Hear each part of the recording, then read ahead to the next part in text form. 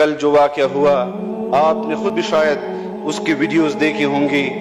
मैंने एक वीडियो उसमें खोली जनाब स्पीकर, ऐवान को बताना चाहता हूँ। लोग पिघले हुए जमीन पर पड़े हुए थे, किसी का सर पड़ा हुआ था, किसी के पांव पड़े हुए थे, किसी के हाथ पड़े हुए थे।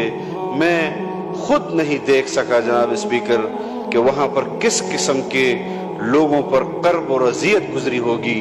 और एक एक खानदान से तीन लोग शहीद हुए हैं। बाप शहीद हुआ है तो बेटा भी शहीद हुआ है, भाई शहीद हुआ है तो दूसरा भाई भी शहीद हुआ है।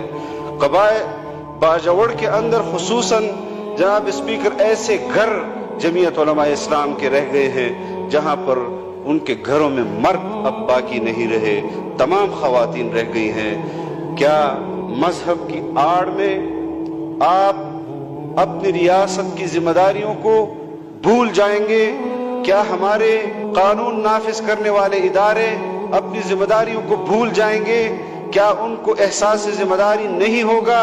जब 10 दिन पहले मैंने आपको इस ऐवान में निशानदही की, जनाब वज़ीर आज़म साहब की मौजूदगी में निशानदही की, वज़ीर दाखिला साहब की मौजूदगी में निशानदही की, उसके बावजूद भी हम जैसे एक बेअसर सी आवाज है और हमारी आवाज की कोई कीमत, कोई कदर नहीं है। उसके बावजूद कबाइल के अंदर कल का वाक़या रोनुमा हुआ।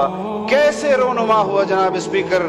कैसे ये मुमकिन हुआ कि अरबों रुपए हमारे इदारों को सालाना इसी जिम्मेदारियों के लिए मिलते हैं और हमारे वहां पर कबाइलों को जो जिस तकलीफ और कर्ब से गुजरना पड़ रहा है, उससे कबल